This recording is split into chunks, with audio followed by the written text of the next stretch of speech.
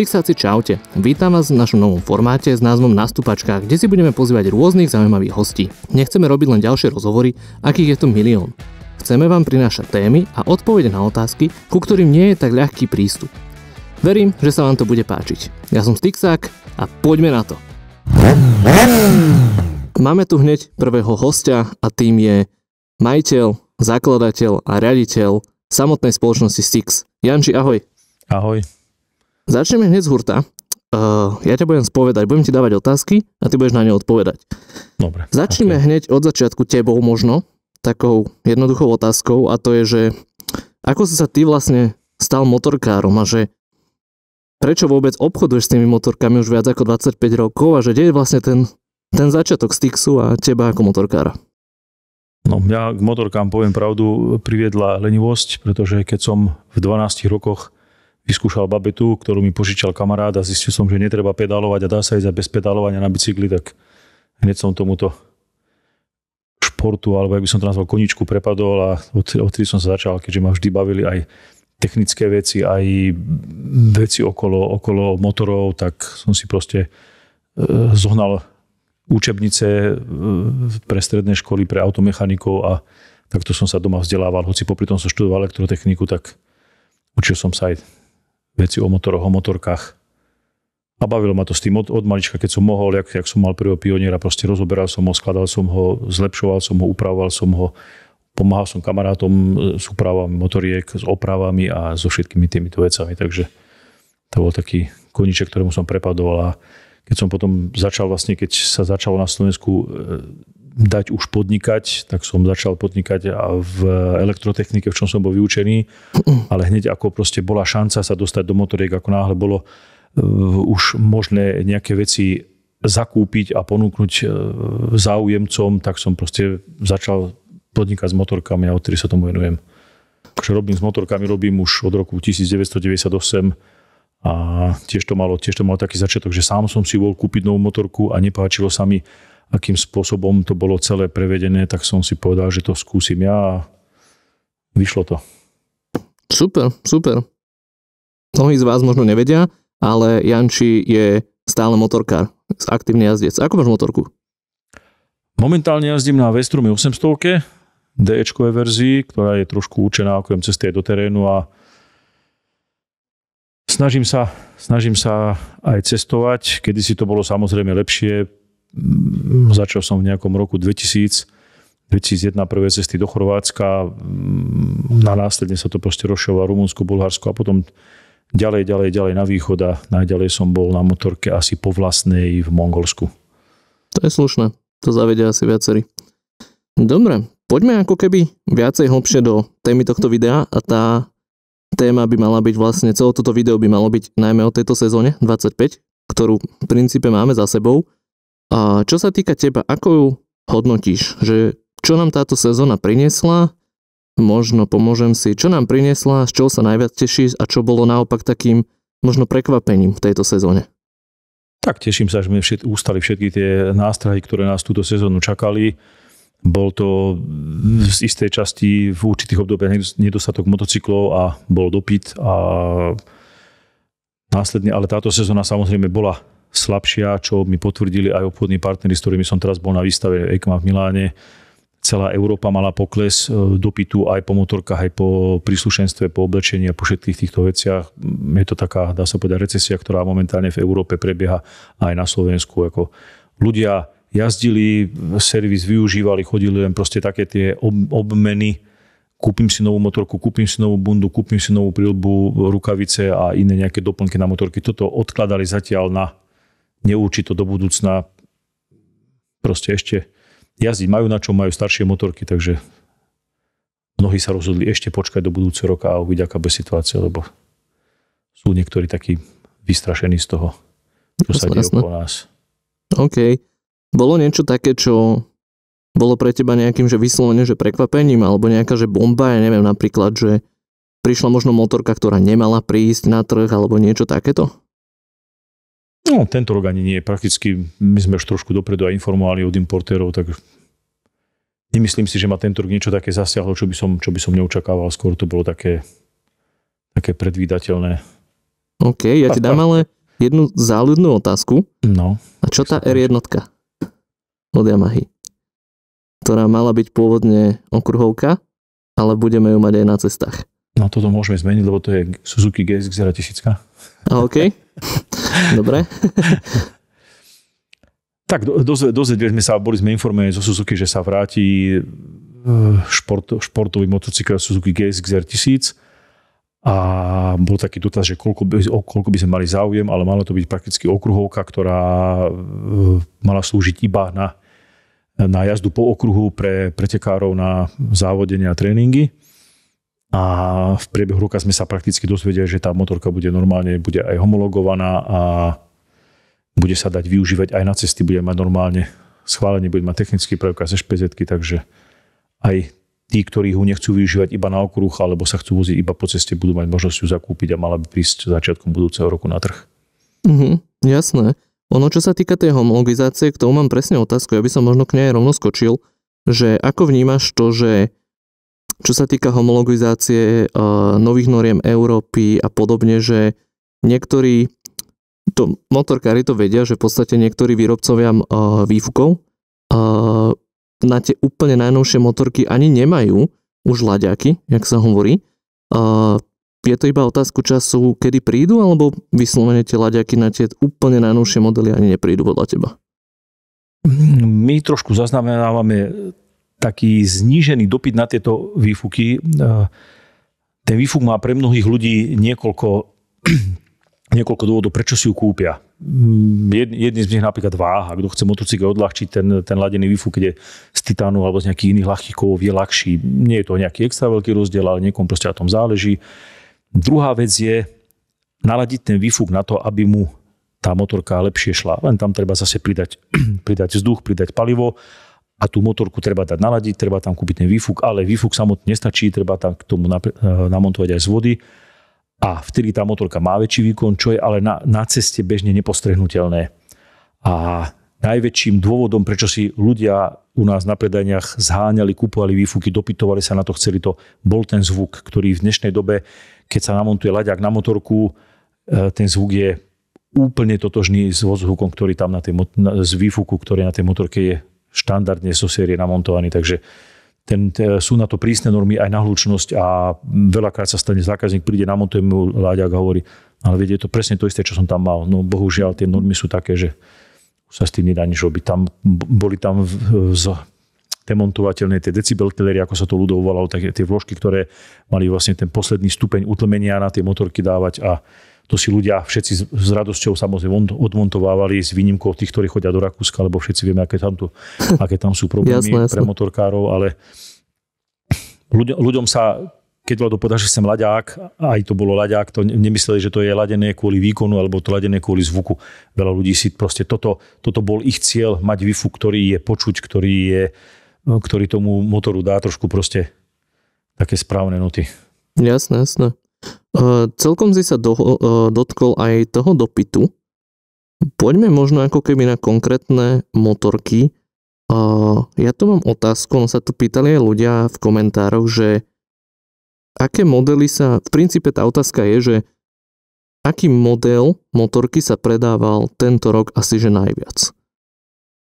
Myslím, že konkrétne, že príklad poviem, najviac to bol V-Storm a tak. Ťažko asi teraz povedať z hlavy, že ktorý, ale čo si ty postrehol? Musel by som si naozaj pozrieť v nejaké predajné štatistiky, ktoré spracovávame až koncom roka, ale ako jednoznačne to boli motorky, čo sa týka cestných endura turistiky, Yamaha Tenerka 700, od Hondy samozrejme Transalp, Afriky boli trošku nedostatkový tovar tento rok a V-Stromy takisto rovnako od Aprilie Tuaregy boli celkom predajné tento rok.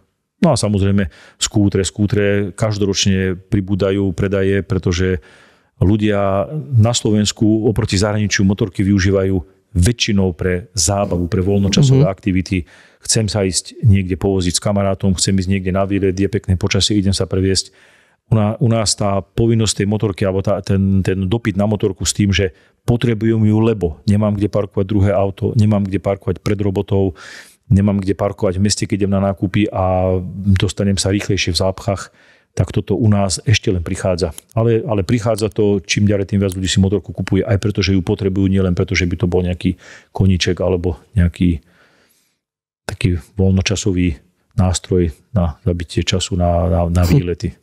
Jasno, tak ono, keď si porovnáme napríklad také jednoduché porovnanie, že Európa a Amerika, tak v princípe u nás tá sezóna jazdenia je celkom krátka. Je to v podstate ani nie pol roka, čo v Amerike alebo v Austrálii sú v princípe časti, kde vedia jazdať ľudia celoročne, čo môže byť asi jeden z tých dôvodov, prečo to ľudia nemajú ako hlavný nejaký dopravný prostriedok. A čo si myslíš ty, že prečo práve tie cestné endura išli ako keby tak do popredia? Je to možnosť cestovania, samozrejme, otvorí sa hranice a ľudia chcú spoznávať aj krajiny, už sa prestávajú báť. Kedysi, keď som vlakom povedal, že ideme do Albánska alebo do Srbska, do Bosny, sú ešte ľudia, ktorým sa proste zježia chlpy na chrbte a opýtajú sa, či sa tam nebojím ísť, ale mnohí už pochopili to z mojho rozprávania, pochopili to z rozprávania iných ľudí, pochopili to z videí, ktoré bežia po internete, z rôznych cestopisov, že tie krajiny sú úplne v poriadku, sú úplne bezpečné. A to cestné enduro je také najmenej namáhavé na prejdenie tých dlhších ciest. Je tam ten posed veľmi prirodzený, nefúka na tej motorke.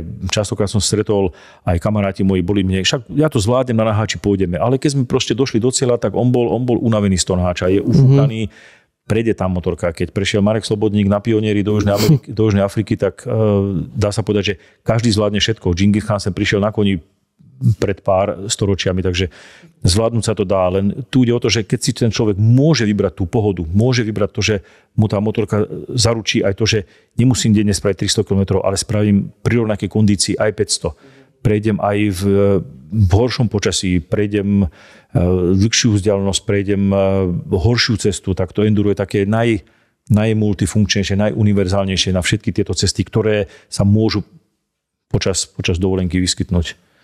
Na hádži super na naučenie sa, sportová motorka je super na závodenie, ale fakt je endura.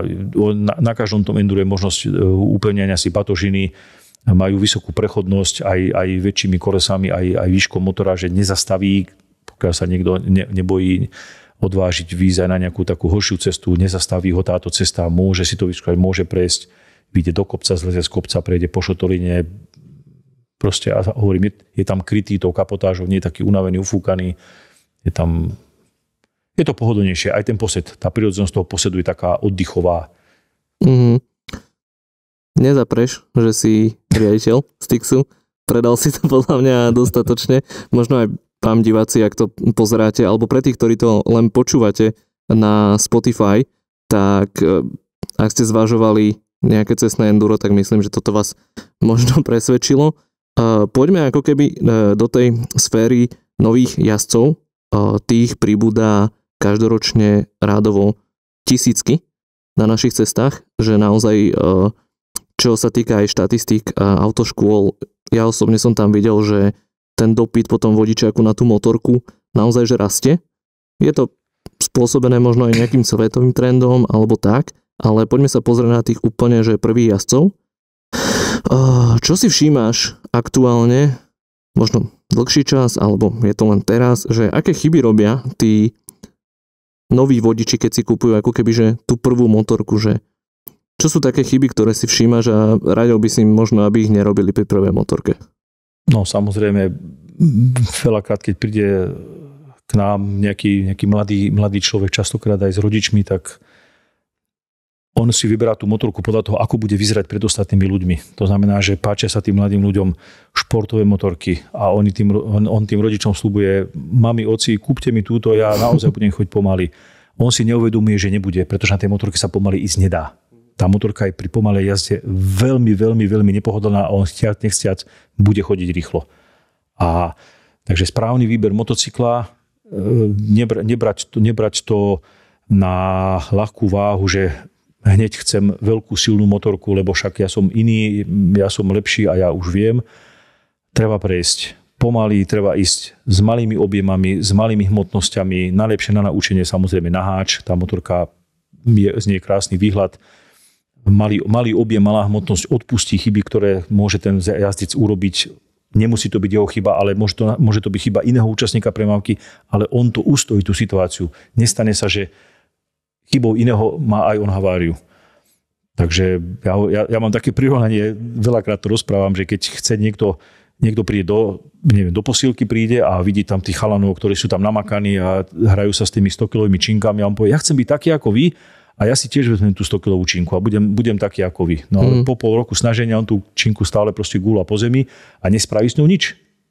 Ale keď začne 10-kilovou, tak sa k tej 100-kilovej dostane. Ak začne so 100-kilovou, buď ho to prestane úplne baviť, alebo proste bude makať, ale nebude to mať žiadny výsledok. A to je to isté platí o motorke.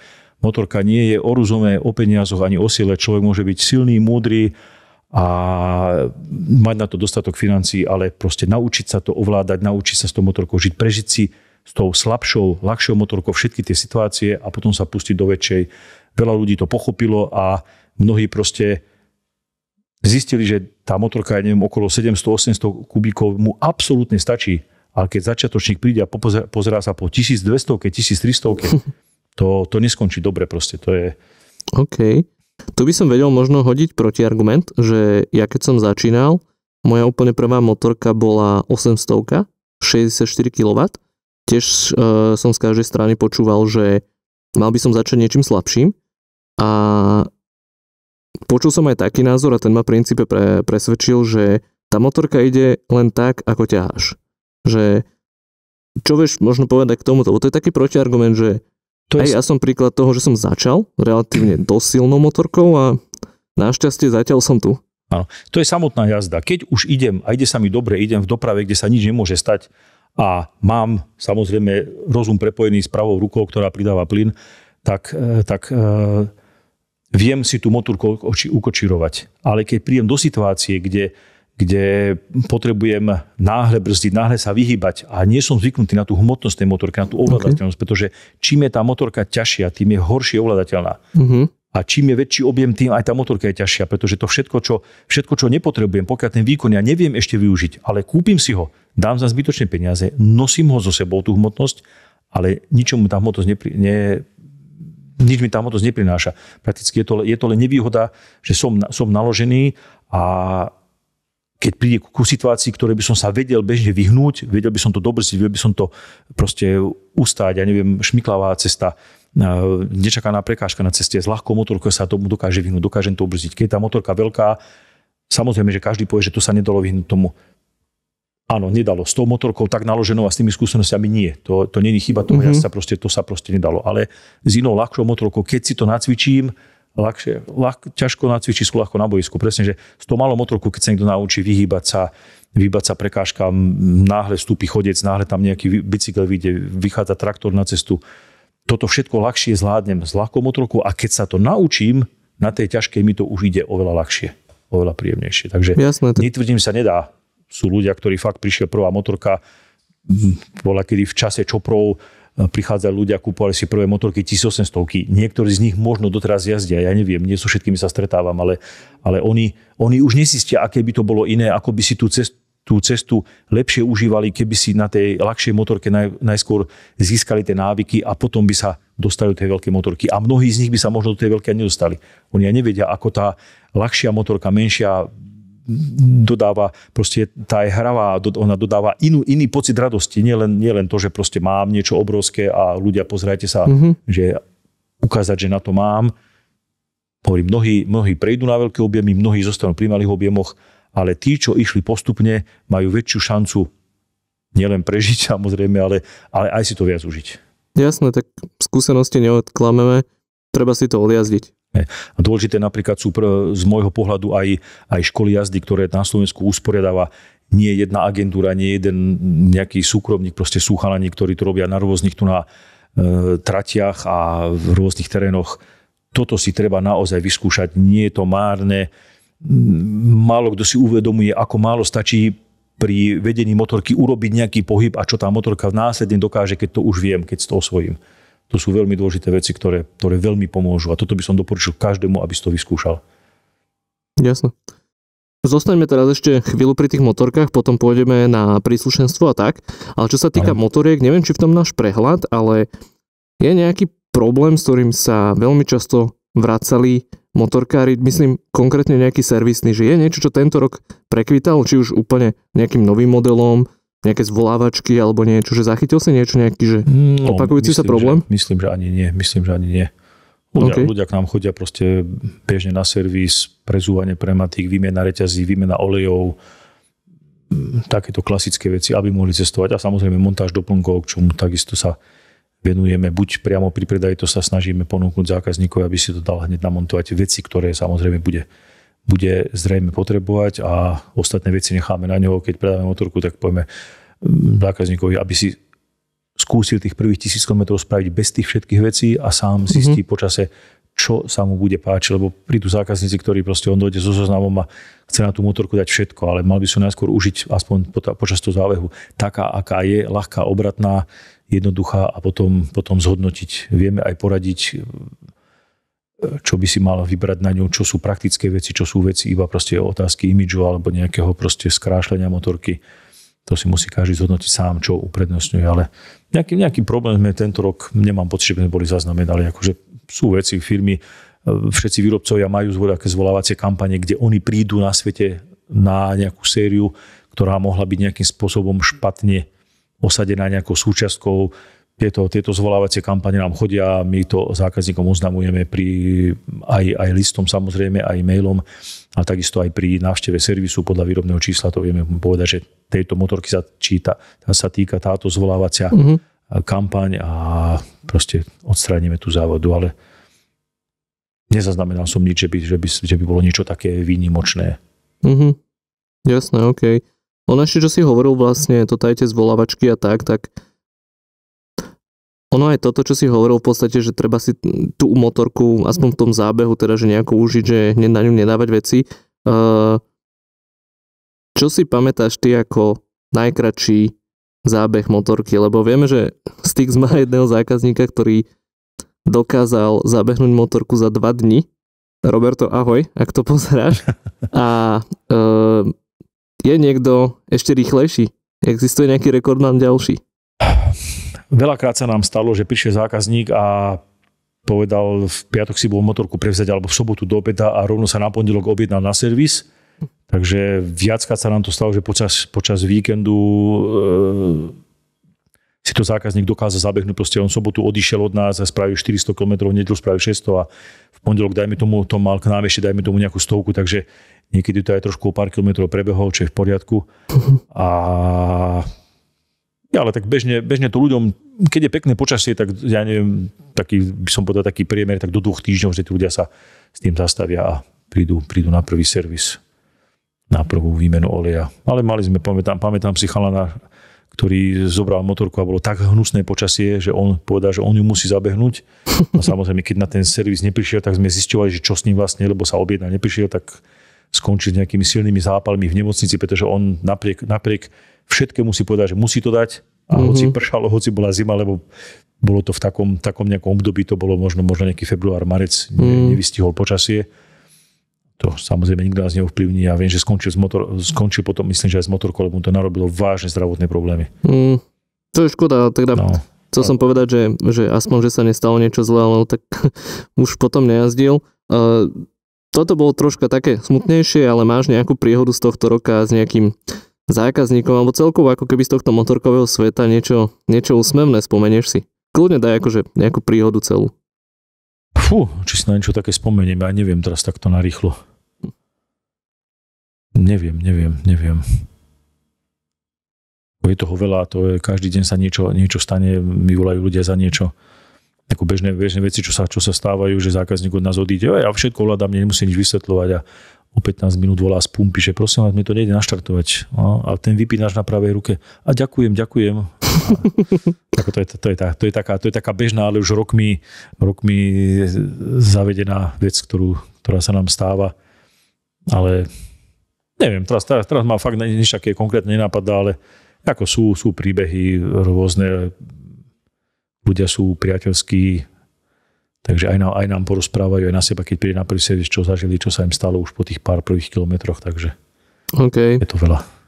Pôjdeme teraz ešte na jednu otázku z tých, nazvime to takých spovedajúcich otázok, potom prejdem s tebou otázky, ktoré ti položili priamo ľudia v komentári, či už na Facebooku alebo na Instagrame. No a tá posledná, ako keby spovedajúca sa otázka na túto sezónu sa týka príslušenstva. V princípe bavíme sa či už o príslušenstve na motorku alebo pre motorkára. Zachytil sa nejaký trend, ktorý tento rok možno že prekvital? Ja neviem, vymyslím si úplne z brucha kevlarové mikiny s chráničmi, to si len teraz akože vymýšľam, ale je nejaký trend v rámci príslušenstva, po ktorom bol naozaj že dopyt a dáva ti aj zmysel samozrejme? Trošku taký väčší dopyt bol samozrejme po letných bundách. To je už taká klasika, že čím sú tie letá teplejšie, tým viac ľudí preferuje to, že chce sa použiť aj v teplých podmienkách, v teplom počasí, v teplých dňoch, ale nechcú sa proste obliekať do tých ťažkých motorkových bund a nohavíc, ktoré im umožňa cestovať aj v chladnom dažďovom počasí. Takže toto bol taký väčší záujem tento rok, čo sme sa snažili pozoháňať veci, ktoré výrobcovia nemajú na sklade, ale tento rok bol skôr tým, že bol proste útlm aj čo sa týka motocyklov, tak bol útlm samozrejme aj čo sa týka príslušenstva a myslím si, že tento rok sme mali naozaj všetko dosť, nebolo treba niečo špeciálne zháňať, boli sme od jary dobre zásobení, až možno trošku nad mieru. Že zásoby nám zostávajú aj do budúceho roka. OK. Dobre. Prejdeme teraz pár otázok, ktoré majú na teba priamo ľudia. Nech sa páči. Prvá otázka je, budete mať niekedy všetky modely Royal Enfield na predajni niekde v Bratislave, prípadne viac farebných variantov? Snažíme sa o to. Chceme to mať aj na iných predajniach. Royal Enfield proste dá sa povedať, že ponúkame na 3 miestach. A je to Ružomberok, je to Nitra a je to Bratislava. V Bratislave, keďže je o to aj najväčší záujem, tak tam to máme v najväčšom takom rozsahu momentálne prezentované. Ale je to aj zmenou dodávok Royal Enfield pre naše predajne. My by sme si najradšej samozrejme v danom období zakúpili všetky možné motorky, ale je to dostupnosťou. Je to motorka, ktorá nemá ešte v Európe také skúsenosti, také zastúpenie, také dobre zásobené sklady a tým, že to prichádza z Indie, tento rok boli proste veľmi, veľmi zlé podmienky na nákup, tam sa nejaký sklad, čo mám informáciu teda od importéra, nejaký sklad v Európe sa zrušil a my sme si mali motorky objednávať na 2 mesiace vopred, dopredu ich zaplatiť a čakať kontajner, ktorý nám príde priamo z Indie, čo ale my nevieme absolútne odhadnúť, čo ľudia budú chcieť, keď sú tú motorku, ja viem ako iné motocykle dopredu predobjednať, lebo viem, o čo je záujem a viem, kedy mi tá motorka v akej farbe príde, je to iné. To sú značky, ktoré sú už v Európe zavedené vo svete, proste Honda, Yamaha, Suzuki, s ktorými robíme. Tam máme už aký taký predpoklad, o čo je záujem, čo sa nám ako v minulosti predávalo a hlavne, keď to nemáme, ja to viem za pár dní mať. To znamená, vidím, že sa nám proste, ja neviem, vypredá sa nám biely Transalp, kliknem na sklad, objednám si ho a viem, že mi do pár dní príde. S tým Royal Enfieldom. Tento rok bol taký najhorší, čo sa týkal dostupnosti. Verím, že sa to do budúca zmení, lebo tej značke verím a chceme v tom pokračovať. Jasné. Ja tu mám v podstate ďalšiu otázku, na ktorú si v podstate už odpovedal a tá otázka znie, že rád by som vedel, či sa plánuje zlepšiť dodávanie súčiastok na Royal Enfield na Slovensko. Mám tu poznámku, že pán čaká na nejakú súčiastku už veľmi dlho, že takmer že pol roka, ale v princípe si Toto je všetko tým spojené, proste menia sa tie sklady, oni sa v tej Európe, dá sa povedať, že učia fungovať, bol nejaký centrálny sklad v Nemecku, potom sa to prehodilo do nejakého iného štátu. Toto sú zase ale informácie, ktoré ja vám hovorím ako sprostredkované. Ja ich dostávam od importéra. Ako to je v skutočnosti, ako sa to rýchlo mení, nemáme k tomu my toľko informácií. Takže hovorím, Suzuki je zabehnutá, tá má proste centrálny sklad v Maďarsku pre východnú Európu a odtiaľ nám to chodí už celé tie roky, ktoré robíme, rovnako Yamaha, rovnako Honda. Ten Royal je nový, hľadajú najlepšiu, najúspornejšiu cestu toho, aby sme to mali. Nie je to chyba v nás. Samozrejme aj ja ako obchodník nemôžem si dovoliť teraz objednať 100 Royal Enfieldov a keď príde zákazník, tak poviem, že bielu mu nepredám, lebo ich tu chcem mať všetky. Ako ktorý dokáže prísť, v akom čase a predá sa. A je to aj značka, ktorá si hľadá teraz nových záujemcov, takže my sa s ňou takisto učíme robiť, ako oni sa učia robiť v predaj v Európe. Ten dovoz. Áno, takže rovnako to je potom aj s náhradnými dielmi. Tamto zatiaľ, tým, že je to nová značka, ktorá sa proste etabluje v Európe, nie je to zabehnuté. Viem, ako to je u Suzuki, u Yamaha, u Hondy. značky, ktoré robíme, a takisto aj Piaggio Group, tam diel objednáme, vidíme jeho dostupnosť na sklade, ten diel príde, máme ho v cene, proste stane sa u týchto značiek samozrejme, že nejaký diel, hlavne na staršie modely, že môže byť vypredaný a čaká sa na to dlhšie. Niekedy sa stalo, že proste tento diel ide až z Japonska a potrvá to niekoľko dní, ale bežne proste to sú dni, hodiny, keď ten diel príde na tieto značky, ktoré tu už sú dlhé roky a majú tú sieť vybudovanú. Aj tých skladov, aj tú logistiku, ako to k nám príde. Jasné, OK. Myslím si, že celkom jasne odpovedal Janči na túto konkrétnu otázku, ktorá sa týka značky Royal Enfield. Ja by som išiel ďalej. V-Storm 1050 D-čková verzia. Nechystá sa iná farebná kombinácia. Asi to už nudí. To je aktuálne. Tieto veci sú spôsobené aj dopytom o jednotlivé motocykle, dopytom na trhu. Keď ten trh teraz v Európe stagnoval tento rok a je nejaký predpoklad, čo som sa aj teraz na výstave dopočul, že nejakých 15 až 20% celoeurópsky padol trh s motocyklami. Tie motocykle zostanú tým výrobcom na skladoch, zostanú im v kontajneroch, ktoré idú loďou sem do Európy, zostanú. Takže oni tú farbu nezmenia, pokiaľ sa nevypredá tá daná kolekcia, keď sa vypredá niekedy, keď je o nejaký model motorky od nejakej značky veľký záujem, vypredá sa, tá farba sa o rok zmení. Niekedy, keď vidia, že je to populárne, že tie farby sa naďalej predávajú. Toto my ako predajcovia nedokážeme ovplyvniť, hoci by sme veľmi radi. Naozaj nám je iba predstavená kolekcia, ktorá pre ďalší rok bude a častokrát sa nám stáva, že model, ktorý bol, dajme tomu u nás na Slovensku najpredávanejší, nám povedia, táto farba už nebude pokračovať a pre budúci rok sa bude robiť v tejto. A teraz my sa tak pozrieme na ten materiál, ktorý nám to prezentujú, pozrieme sa tak na seba, že či to myslia vážne. Ale my ako Slováci a naše chute, naše pohľady na to sú tak malé, oni majú proste širší obzor, majú väčší prehľad o tom, čo vo svete bude budúci rok žiadané a častokrát táto nová farba, veď toto si asi nikto nebude chcieť kúpiť. Kde je tá krásna farba z minulého roku? My si tie motorky z tej minuloročnej produkcie, dajme tomu, ešte vieme nejakým spôsobom parkuco zabezpečiť a naozaj sa stane, že tie motorky v tej krásnej farbe na tej predajni stoja a tá nová farba, ktorú sme my neverili, tak tá sa nám proste míňa jedna za druhou. To sú proste módne trendy, ktoré neviem, odkiaľ výrobcovia berú tieto informácie, ale väčšinou nás zaskočia. A fakt, že krásne farby vypadnú, prídu nové farby, ktorým my neveríme a je o ne zrazu obrovský záujem. Ale na toto my absolútne nemáme vplyv. Akože neprišla nám nikdy otázka, že akú farbu by ste si prijali. Nám už je iba predstavené, čo ten výrobca. Toto sa pečie kde si v Japonsku a v iných sférach ako sme my. Takže. Jasné, tá otázka podľa mňa smerovala hlavne na to, že či nemáš nejakú informáciu o tom. A ideme ďalej. Podobná otázka, dajme tomu. Ja by som sa chcel spýtať, či budú k predaji modely Suzuki GSX S1000, tie klasické holé náhače, lebo je ich veľmi málo v ponuke. No pokiaľ my v ponuke máme stále, máme ich aj na predajni, keď je možnosť tú motorku objednať, že je skladom, my už vždy objednáme a máme z nej takisto predvádací model, takže naďalej. Takže budú, OK. Áno. Ono, čo sa týka tých farieb, možno rada, polepy. Je to jedna z možností, ako sa dá ten zhľad tej motorky akože upraviť. Je to dokonca také, že keď sa to strhne, stále je tam tá pôvodná farba. Ak je to správnym spôsobom nalepené, tak v podstate konec koncom to len ochráni ten lak pod tým polepom. Takže možno malá rada. Ideme k poslednej otázke od ľudí. Potom máme ja už iba dve také záverové a teda aké nové testovacie motocykle pribudnú v budúcom roku. Snažíme sa mať samozrejme čo najviac tých testovacích modelov, pretože ja si uvedomujem, že každý, kto si chce tú motorku novú kúpiť, by mal mať možnosť dostať ju, aby si ju vedel vyskúšať. To znamená, že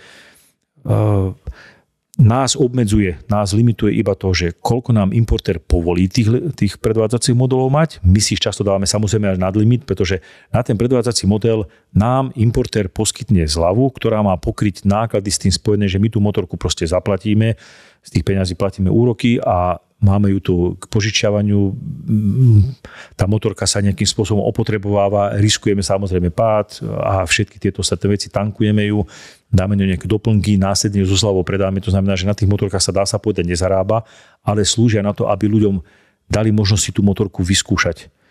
Častokrát sa stalo, že proste my sme si nejaký limit predvádzacích modelov vyčerpali, ktorý sme mali, alebo importér povedal, že predvádzačky vám musíte mať z týchto modelov, on nám doporučia. Povedia, toto je 5 noviniek, tieto musíte mať všetky predvádzačky a ďalšie si vyberte 3 iné, ktoré chcete ako predvádzačky, ale my nechceme 3 iné, my chceme 5, pretože je to model, ktorý už nie je novinka, ale napriek tomu je oň veľký záujem, nie je ešte medzi ľuďmi rozšírený, to znamená, že nemám kamaráta, za ktorými som prišiel a povedal som, že prosím ťa, požičaj mi to na chvíľku. Takže častokrát sa stane, že my tú predvádzačku spravíme na vlastnej triko z motorky, ktorá nebola na to určená, ale snažíme sa proste na každej predajne. Zo Suzuki máme každý rok minimálne 8 predvádzacích modelov, z Yamahy minimálne 10 a máme to proste na všetkých predajniach, nie na jednej. To znamená, že nejaké Yamahy predvádzačky sú v Bratislave, nejaké Yamahy predvádzačky sú v Šali, nejaké sú vo Zvolene, takisto Honda má svoje predvádzacie modely v Nitre a svoje predvádzacie modely vo Zvolene, takisto predvádzacie modely aj Piaggio Group, Vespa Piaggio, Moto Guzzi Aprilia. Máme aj v Nitre nejaké skútre a veľké motorky Moto Guzzi Aprilia máme v Ružomberku ako predvádzačky. Suzuki sú samozrejme predvádzačky v Nitre a vo Vrábloch, takže snažíme sa mať. Okay. Ja chápem tých ľudí, nechápem niektorých predajcov, ktorí si povedia, že veď na čo to budem tu ľuďom dávať, nebudem to riskovať, čo keď mi s tým niečo spravia. Takže chceme to mať. Jasné. Aj hovorím, je to aj niekedy na úkor toho, že nemáme ju doporučenú, ale chceme ju dať povedať, myslím napríklad prišiel nejaký skúter a povedať, na čo budete mať skúter, predvádzačku, veď skúter, ľudia vedia, ako chodí skúter, oni si ho len kúpia, či sa im páči, nepáči, ale predsa mnohí povedali, ale ja si to chcem vyskúšať, chcem vedieť, ako to ide.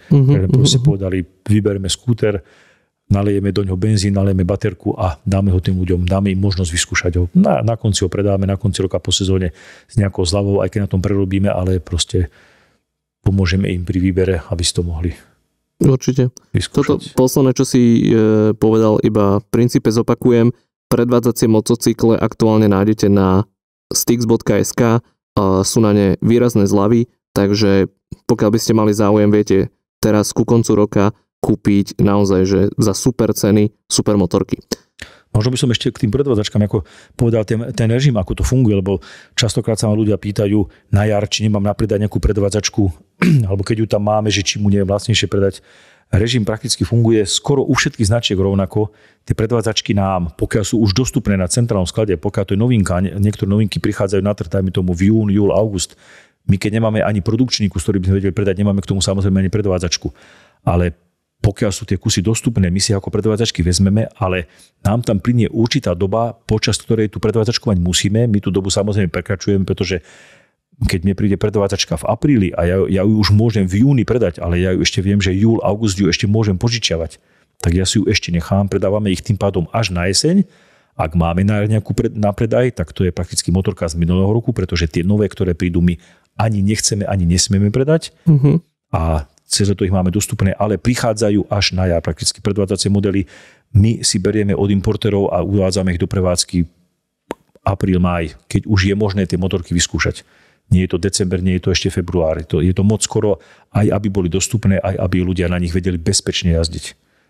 OK. Podľa mňa celkom jasne vysvetlené. Ideme do úplného záveru.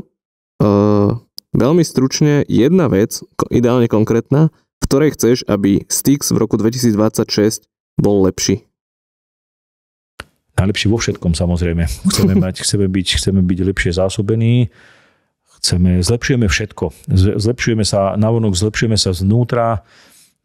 Veľké zmeny teraz u nás vo firme prebiehajú. Ideme na komplet meniť software, ktorý nám samozrejme umožní aj nové veci, nové funkcie, nové nástroje, ktoré by mohli pomôcť aj pri e-shope, aj pri predajniach, proste urýchliť, zjednodušiť prácu zamestnancom, urýchliť vybavenie zákazníkov, urýchliť vybavenie e-shopových objednávok. Všetko toto proste, hľadali sme software, ktorý ideme od nového roka aplikovať, ktorý nám toto všetko uľahčí, aby tá práca išla proste ľahšie a lepšie a rýchlejšie.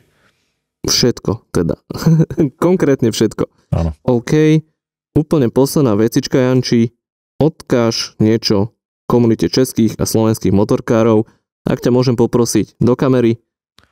Tak hlavne, aby ste sa vždy vrátili s úsmevom na tvári a zdraví domov. To je asi najdôležitejšie. Toto všetko od toho každý z očakáva. Sú to krásne zážitky, keď sa vozím na motorke, ale to najkrajšie je, že prídem domov a som v poriadku, tak to je asi najdôležitejšie.